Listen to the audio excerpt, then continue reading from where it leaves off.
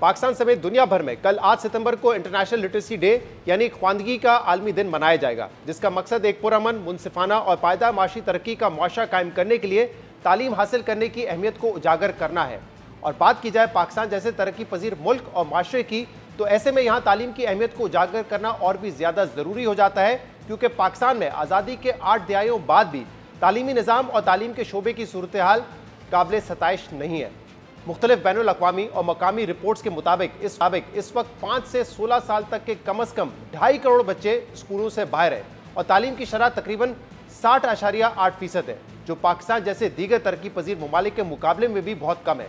मगर मसला सिर्फ तालीम की शरह कम होने का भी नहीं है, क्योंकि यहाँ अक्सर सरकारी और निजी स्कूलों में तालीम के मेयार पर भी सवालात उठते रहे, जिसकी एक वजह तालीम का मुख्तलिफ तबकों में तकसीम होना, जबकि एक और अहम वजह रियासती सतह पर तालीम को वो अहमियत ना मिलना है जो इसे मिलनी चाहिए। क्योंकि इस वक्त वफाकी और सूबाई बजट पर नज़र डालें तो रियासती सतह पर तालीम का बजट बहुत कम है। इस वक्त दुनिया में तालीम पर GDP का 4.5% खर्च किया जाता है। भारत में इसकी शरह 4.6% है, जबकि बांग्लादेश में मजमूई तौर पर तालीम पर GDP का 4.5% से ज़्यादा खर्च किया जाता है। मगर पाकिस्तान में ये शरह मायूस कुन है, जहाँ वफाकी और चारों सूबाई हुकूमतें तालीम पर GDP का सिर्फ 1.8% खर्च करती हैं।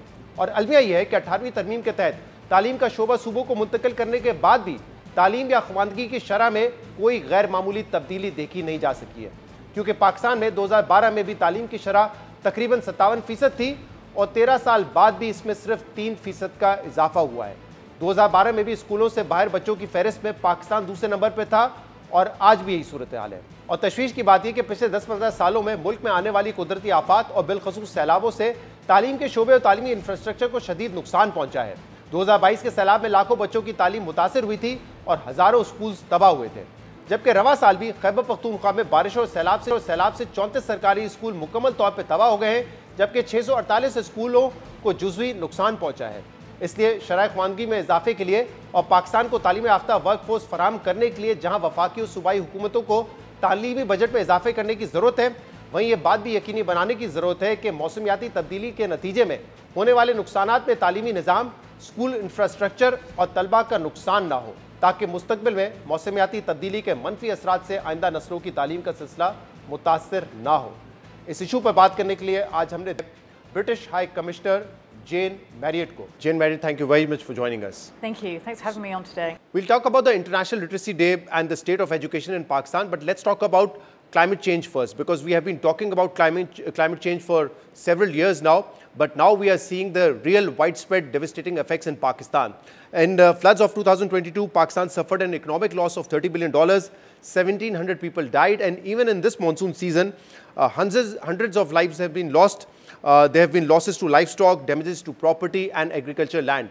What are your thoughts on this? So first of all, I think it's important to acknowledge that Pakistan has not caused climate change. Pakistan's emissions, Pakistan's contribution to climate change is less than 1%. It's really nothing. So this is an issue that Pakistan has not caused, but it is suffering from. Yeah. It's one of the most vulnerable countries in the world, and it's getting more prepared, but there's still a lot more that Pakistan can do to be more prepared.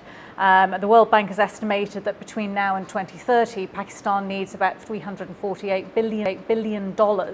It's an awful lot of money to do that adaptation and resilience for any developing country. Absolutely. And that's where private sector has to come in to do a lot. But first of all, just on the floods that are happening right here, right now, my condolences with all of those affected, and my sincere gratitude for all of the brave workers who are working to rescue and help people who've been affected by the floods. And I know that's now in the millions. That's a devastating figure. Yeah, and UK humanitarian work is also going on? Yeah, so we've got 3 sort of longer term climate resilient programs, but in this immediate situation, we've put in about 500 million rupees to help with the immediate rescue, and then we'll kind of support the government, provincial and federal level, with more support on building back in a more resilient way. So what can a country like Pakistan do? Because as you said, Pakistan's contribution to carbon emission is less than 1%, which is very less as compared to the other countries. Yeah. What can we do exactly? So I think there's a lot that can be done, and the UK support is currently in 3 areas, which I think are the main ones to focus on. The first is about climate resilience and adaptation. So this is happening. The world is warming up whether we want it to or not, and not in a good way. So how do we help communities at the most basic unit level adapt, be more resilient and build back better when things happen? So we've got a programme particularly focusing in Gilgit, Baltistan around that. We're also supporting water governance. We all know how controversial water is right now, particularly in recent months. But actually, Pakistan's problem in the future is not going to be floods, it's going to be drought. So the importance of good water governance, of using cutting-edge drip irrigation and other sort of irrigation technologies will be absolutely crucial. Pakistan's a huge agriculture country, so adapting to that will be vital. And finally, that big figure from the World Bank that I mentioned, that can only be done by working with private sector financing. So our third programme is about de-risking private sector investment to help Pakistan build that more resilient world. We have different challenges in Pakistan. We have too much rain because of cloudburst. Yes. There are flash floods, landsliding in the mountainous areas. The glaciers are melting, as you said about GB, so that's another issue. Then water coming from the eastern rivers from India, that's another issue. So we have different areas to tackle. Yes. Yeah. So I was reading about this. UK has pledged different amounts at different times. 55 million pounds were pledged in 2021 COP26. Then another 108 million pounds were announced by the minister back in 2024. So has these pledges been materialized and used? So most of them have been materialised and used, but some of them are 7-8 year programmes. You know, we're committed to Pakistan as a long-term partner, so we're about halfway through some of our 7-8 year programmes. The big one, the 108 million pounds you mentioned, that's our leveraging private financing, and that's at an early stage of a programme. So only a little bit of that has been dispersed so far, but it's all there. And interestingly, last week we had Dr. Masood Malik, who's the Federal Minister for Climate Change in Pakistan. So he said that 85% of the green financing is mostly given to the countries who are contributing 65% to carbon emission. Basically, they are responsible for climate change, but 85% of the financing goes to those countries. So do you think there's a need worldwide for these nations to take more responsibility? So I think all nations need to take responsibility, and there are 5 big emitting countries who are probably at the moment their transition, particularly China. UK is not there anymore, I think. UK is less than 1% actually. We've not been a contributor in recent times, but we have, of course, historically. But China, US, Brazil, Japan. Indonesia. Japan's not one of the big 5, so that's the importance of them making a transition in their economies. And I think actually we're seeing with China, that's making a huge transition to renewables, but it's still one of the biggest emitters. But getting that finance domestically is really, really important as well. There aren't white knights coming in with lots of money to save countries. A lot of this has got to be grown from the grassroots as well and through private sector. So let's talk about International Literacy Day and state of education in Pakistan. But first of all, tell me about the role and importance of literacy if Pakistan has to progress and prosper. Well, first of all, actually, just linking the conversation we've had on climates and education, I'm conscious that in the 2022 floods, over 30,000 schools were impacted. Damaged or partially damaged. 3.5 million children couldn't get back to school quickly. And even in the current floods, about 500 schools have been impacted. I was talking to the Education Minister in KP the other day, and at that point they'd lost 34 schools to floods, 6 teachers, some students, and also some really heroic stories of teachers taking their young pupils to higher ground to save their lives. You know, these things are all linked. Climate, education, getting our young people into the place that they have so they can learn where they deserve to be. Yeah, and you mentioned that 34 schools were damaged in KP, 648 were partially damaged. So, you know, the loss of loss is huge. 34 completely washed away, and as you say, over 600 damaged as well. It's, you know, and this is going to keep happening. The floods are going to keep coming. So that resilience, that adaptation will be absolutely crucial. So how important do you think literacy is for a country like Pakistan that needs to develop and progress? So I think literacy is sort of the secret key to unlocking any country's economic potential. For every dollar that is invested in literacy, GDP increases by about $20. For every mother who has gone to primary school, her child has a 28% decreased chance of dying as an infant. That's 45% if that mother has gone to secondary school. Education is, and literacy in particular, is the bedrock that drives someone's ability to work, to interact, to read the label on a medicine bottle that they need to take. It's the thing that enables growth and prosperity, and Pakistan deserves that. Yeah, and the numbers are not too remarkable right now, because the literacy rate in Pakistan is 61%. I'm quoting the last economic survey of Pakistan. The budget for education is less than 2%. Globally, I think the average is 4.4, 4.5%. Right. Even our neighbor India, the budget for education for them is more than 4%. Yes. There are more than 22 million children out of school in Pakistan. And obviously, there's a regional and gender disparity as well. The literacy rate amongst men is 68%, among female it's 53%. So there's a gender disparity as well. So obviously, I'll talk about the support that UK is giving and the program they have in Pakistan, but Pakistan needs to contribute more. The governments need to contribute more towards education. Yeah. Yeah, absolutely. And I think here you've got a very good and very effective private school system, but that only caters to those who can afford it. Yeah. You've got a public school system, which is, people are making incredible efforts to make that public school system work, but it's a real uphill battle.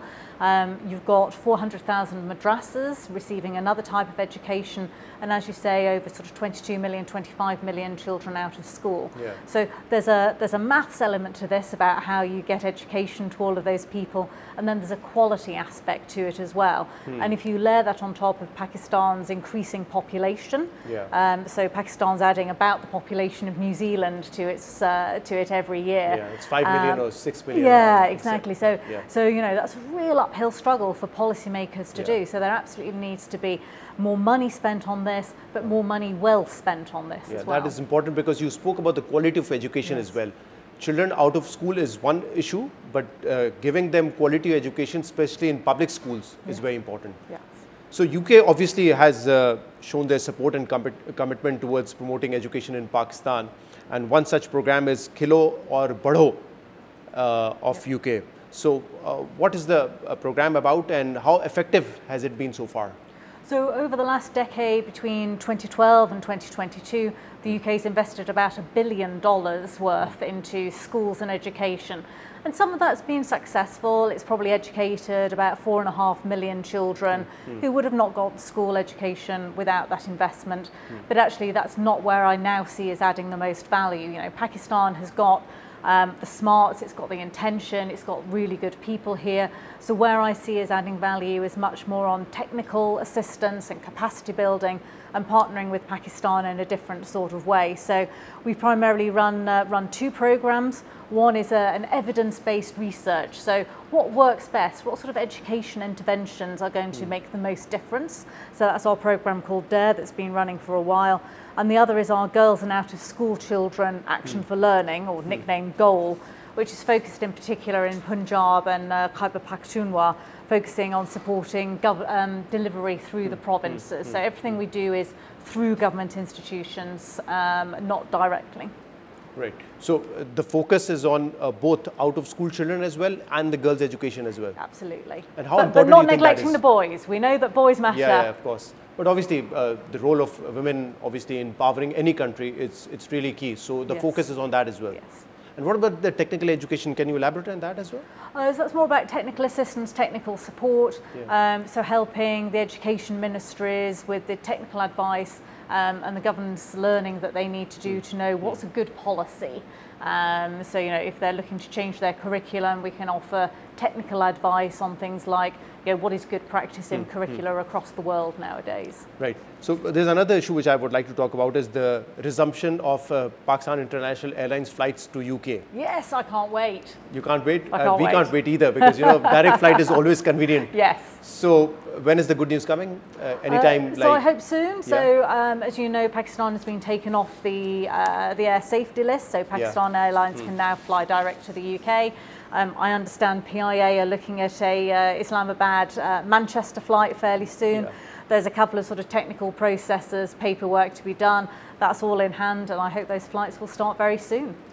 How soon? Because the foreign minister and the deputy prime minister of Pakistan, Sardar, said probably in September we'll resume the flight operation to UK. I can't speak for PIA, but I know they're working really hard to get those flights started. Are you satisfied with the safety standards? Is UK satisfied with the safety standards? UK is absolutely satisfied. The pilot license issue, everything has been resolved? No, everything has been resolved. We've done very thorough inspections, as have colleagues over in the EU. And I think Pakistan has raised its standards incredibly and is, now they're up with the best. So Europe lifted the ban in January, probably. That's January right, 2025. So UK will do it soon. Probably this year we'll see that?